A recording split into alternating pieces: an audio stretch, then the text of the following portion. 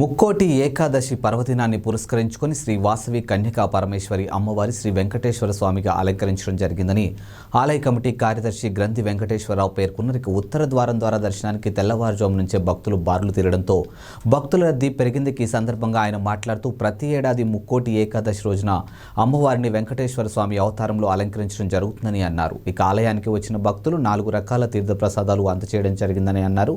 ప్రతి ఒక్కరిపై స్వామివారి దయ ఉండాలని ఆయన పేర్కొన్నారు. ఈ కార్యక్రమంలో ధర్మకర్తలు బచ్చు నాగప్రకాష్, నాగబాబు, పేరూరి కాశీ విశ్వనాథం, మండవిల్లి భాస్కర్రావు, శ్రీకాకుళం నాగేశ్వరరావు తదితరులు పాల్గొన్నారు.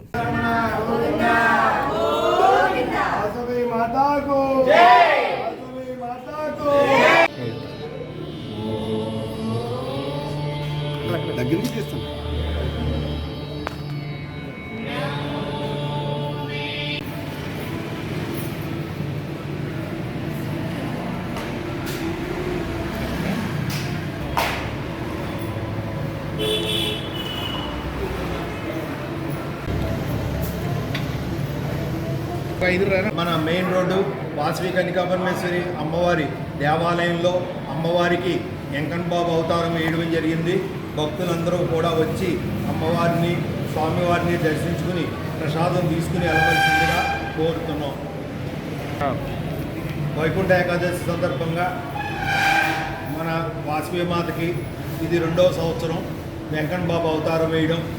బాదం సుబ్రహ్మణ్య దంపతులు వారి పిల్లల సహకారంతో ఈ కార్యక్రమం దిగ్విజయంగా 2వ సంవత్సరం కూడా దిగ్విజయంగా జరుగుతుంది. భక్తులందరూ వచ్చి ప్రసాదం తీసుకుని స్వామివారి కృపకు ప్రాప్తులు కావాలని కోరుకుంటూ భక్తులందరికీ విజ్ఞప్తి.